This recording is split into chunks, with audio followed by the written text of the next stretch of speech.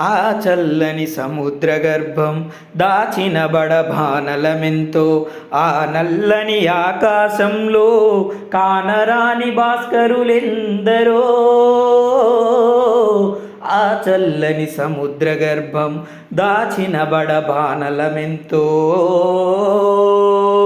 భూగోళం పుట్టుక కోసం రాలిన సురగోళాలెన్నో, ఈ మానవ రూపం కోసం జరిగిన పరిణామాలెన్నో. ఒక రాజును గెలిపించుటలో ఒరిగిన నరకంఠాలెన్నో, ఒక రాజును గెలిపించుటలో ఒరిగిన నరకంఠాలెన్నో. కులమతాల సుడిగుండాలకు బలి అయిన పవిత్రులెందరో.